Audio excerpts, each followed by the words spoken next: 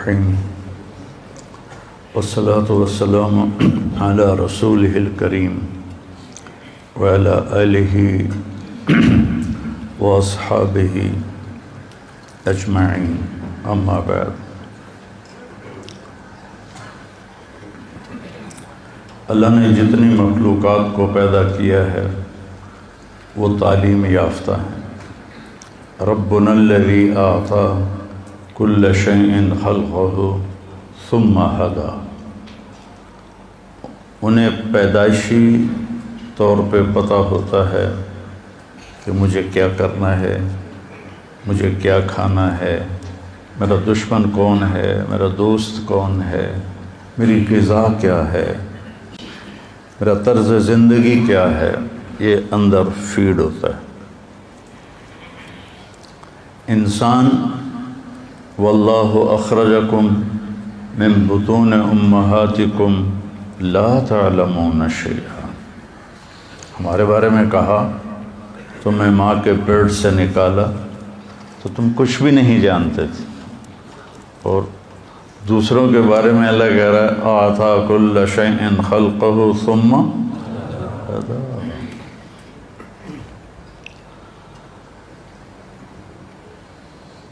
کتا دوڑتا ہوا آئے گا نا، سامنے پانی کو دیکھ کے رفتار نہیں روکے گا، دڑم چھلانگ لگائے گا کہ اس کے اندر فیڈ ہے کہ میں تیرنا جانتا ہوں۔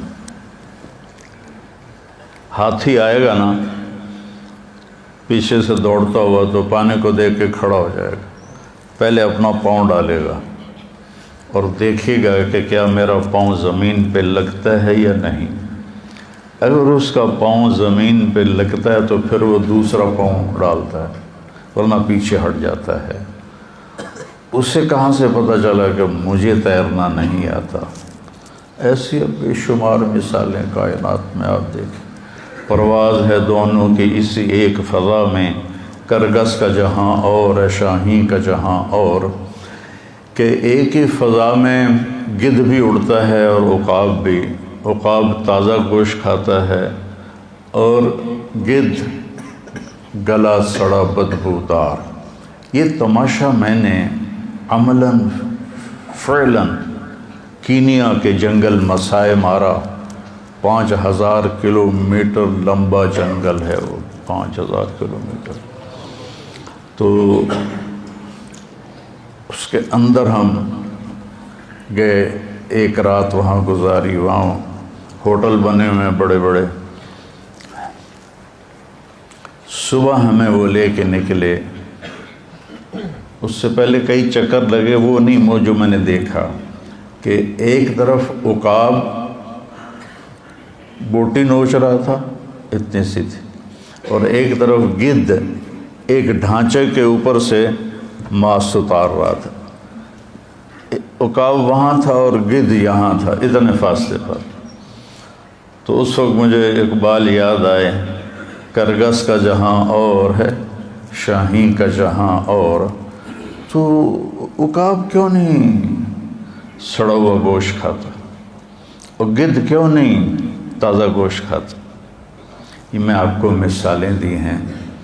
انسان جاہل ہے، اسے کچھ نہیں پتا۔ میں نے اپنی آنکھوں سے کلپ دیکھا، ایک زرافہ نے بچہ دیا۔ کتنا بڑا ہوتا ہے زرافہ؟ تو جب ہم لینڈ کر رہے تھے مسائے مارا میں، جنگل کے اندر 6 ایئرپورٹ بنے ہوئے ہیں، 6، وہ کچے ہیں، اور ہر ایئرپورٹ کے ساتھ ہوٹل بنے ہوئے ہیں۔ تو ایک زرافہ سیدھا ہمارے جہاز کے سامنے کھڑا تھا، اڈی اچھی گردن ہوتی، میں کہ بیچنا ٹھوک جاوے۔ تو وہ خیر جہاز کی آواز سن کر وہ ادھر ہو گیا۔ تو میں نے دیکھا اس کی مادہ نے بچہ دیا، وہ کوئی 6 فٹ کی اونچائی سے گرتا ہے۔ وہ گرا اور تھوڑی دیر ایسے ایسے کرتا رہا، اور پھر ایک دم اٹھا اور جا کے ماں کے تھنوں کے اوپر پہنچ گیا۔ یہ علم کہاں سے آیا پیدا ہوتے؟ تو انسان کی فطرت میں غلط اور صحیح دونوں ہیں، اور انسان کی موت کے بعد ایک زندگی ہے، وہاں بھی ایک خوفناک انجام ہے، ایک بہترین انجام ہے۔ یہ انسان اپنی طاقت سے نہیں سمجھ سکتا، تو اللہ نے 1,24,000 انبیاء کو بھیجا، اور سب سے آخر میں اللہ نے ہمارے نبی پاک صلی اللہ تعالی علیہ وسلم کو بھیجا۔ کوئی نبی چھوٹے خاندان میں پیدا نہیں ہوا، ہر نبی عالی شان خاندان میں پیدا ہوا۔ غربت امارت دونوں چلی، بادشاہت بھی چلی، لیکن کوئی نبی ایسا نہیں جو کسی چھوٹے خاندان میں پیدا ہوا۔ اور جب اللہ نے ہمارے نبی کو پیدا کرنے کا ارادہ کیا تو یہ جو بیج، نیا بیج آپ کے لیے تو نئی بات ہوگی، کپاس، گندم، چاول، اس کے بیج تیار کیے جاتے ہیں، اور ایک نئے بیج کو تیار ہونے میں 10 سال لگتے ہیں۔ اس کے اوپر اتنے مراحل ہیں، ان سے گزرتے گزرتے گزرتے گزرتے 10 سال میں جا کر ایک اعلیٰ بیج تیار ہوتا ہے۔ اللہ نے اپنے حبیب کو وجود میں لانا تھا تو 10,000 سال چھانٹی ہوتی رہی، اور 10,000 سال کے بعد اللہ نے اپنے حبیب کو وجود بخشا۔ تو آپ نے فرمایا ان اللہ تخیر القبائل فاختار العرب، سارے قبائل کو دیکھا، عرب کو چھانٹا۔ ثم تخیر العرب فاختار مضر، پھر سارے عرب کی چھانٹی کی، اس سے بھی چھوٹے سوراخوں والی چھلنی لگائی، تو اس میں سے مضر کو چھانٹا، باقی پیچھے رہ گیا۔ ثم تخیر مضر، پھر مضر کے لیے اس سے بھی چھوٹے سوراخوں والی چھلنی لگائی، فاختار قریش، سے اللہ نے قریش کو چنا۔ قریش کا نام فہر تھا، فہر بن مالک بن نضر بن کنانہ۔ قریش ویل مچھلی کو کہتے ہیں، جیسے ویل مچھلی سمندر پہ راج کرتی ہے، قریش کا عرب پہ راج تھا۔ ثم تخیر قریش، پھر قریش کے لیے اور باریک چھلنی لگائی، فاختار ہاشم، اس میں سے اللہ تعالیٰ نے ہاشم کا انتخاب کیا۔ ثم تخیر بنی ہاشم، ثم تخیر ہاشم، پھر اللہ تعالیٰ نے اور باریک چھلنی لگائی، اور اس میں سے صرف ایک ہستی وجود میں آئی۔ ثم تخیر بنی ہاشم فاختارنی، پھر اللہ نے بنی ہاشم کو چھانٹا تو اللہ نے مجھے پسند کیا۔ انا خیرکم ابا و نفسا، مجھ سے عالی شان نہ کسی کا نسب ہے نہ کسی کی شرافت۔ جب اللہ نے، آپ نے فرمایا جب اللہ نے قبائل بنائے تو مجھے سب سے بہترین قبیلے میں پیدا کیا، جب اللہ تعالیٰ نے خاندان بنائے تو مجھے سب سے بہترین خاندان میں پیدا کیا، جب اللہ نے آگے گھرانے بنائے تو سب سے بہترین گھر میں اللہ تعالیٰ نے مجھے پیدا فرمایا۔ تو ایک دفعہ عربوں نے بنی اسرائیل پہ حملہ کر دیا تو ان کے نبی ان کے لیے بد دعا کرنے لگے، تو اللہ نے فرمایا کہ بد دعا نہیں کر سکتے، اس میں میرا آخری نبی آنے والا ہے، ان کے لیے بد دعا کے لیے ہاتھ مت اٹھاؤ۔ تو اللہ تعالیٰ نے آپ کو خاندان کے لحاظ سے سب سے عالی نسب، حضرت معاویہ رضی اللہ عنہ سے کسی نے پوچھا کہ آپ لوگ زیادہ بہتر تھے یا بنو ہاشم؟ تو انہوں نے فرمایا کننا شرفا و ہاشم اشرف۔ سمجھ گیا نا؟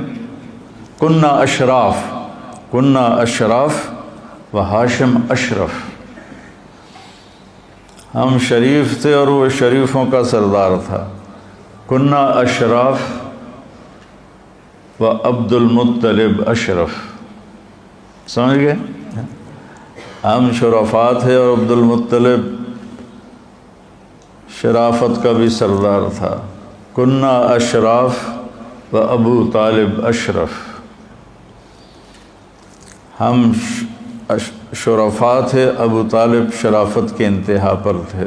ثم جاء محمد فلم یترک لأحد شرفا، پھر اللہ کے نبی آئے تو پھر کسی کے لیے کچھ نہ بچا۔ ایک بنو امیہ کا حامی مدینے میں اور ایک بنو ہاشم کا حامی آپس میں بحث کر رہے، جیسے وہ کہہ رہا تھا بنو امیہ زیادہ بہتر ہیں، دوسرا کہہ رہا تھا کہ بنو ہاشم زیادہ بہتر ہیں، کہ چلو ٹیسٹ کرتے ہیں، تم جاؤ بنو امیہ کے پاس اور پیسے مانگو، میں جاتا ہوں بنو ہاشم کے پاس، میں بھی پیسے مانگتا ہوں، پتہ چل جائے گا کون بڑا ہاں یہ ٹیسٹ ہو رہا تھا کہ زیادہ سخی کون ہے، زیادہ سخی کون ہے۔ تو بنو امیہ کا جو حامی تھا وہ 10 سرداروں کے پاس گیا کہ مجھے پیسے چاہیے، تو 10 ہزار سب نے دیا تو 1 لاکھ ہو گیا۔ تو جو بنو ہاشم کا قائل تھا وہ گیا عبداللہ بن جعفر کے پاس اور حسن بن علی رضی اللہ تعالیٰ عنہما کے پاس اور عبید اللہ بن عباس کے پاس، حضرت عبداللہ بن عباس کے چھوٹے بھائی، کہا جی میں ضرورت ہے، مجھے کچھ چاہیے۔ تو انہوں نے پہلے نے 1 لاکھ دیا، دوسرے نے 1 لاکھ دیا، تیسرے نے 1 لاکھ دیا، وہ 10 سے 1 لاکھ لے کر آیا، یہ 3 سے 3 لاکھ لے کر آیا۔ تو بنو امیہ والا کہنے لگا ٹھیک ہے میں ہار مان گیا، بنو ہاشم سب سے اعلیٰ ہیں، سب سے زیادہ سخی ہیں، چلو واپس کریں پیسے۔ تو بنو امیہ والا گیا ان سرداروں کے پاس کہ جی وہ ہم تو ایسے ہی ٹیسٹ کر رہے تھے، ہم کوئی ضرورت نہیں ہے تو آپ یہ لے لیں۔ ہم نے کہا ٹھیک ہے دے دو۔ تو 10 کے 10 نے وہ پیسے واپس لے لیے۔ لیکن جب وہ گیا ان روشن چراغوں کے پاس تو انہوں نے فرمایا کہ اہل بیت کے گھر سے جب کوئی چیز نکل جاتی ہے واپس نہیں آتی، جاؤ تمہیں ہدیہ۔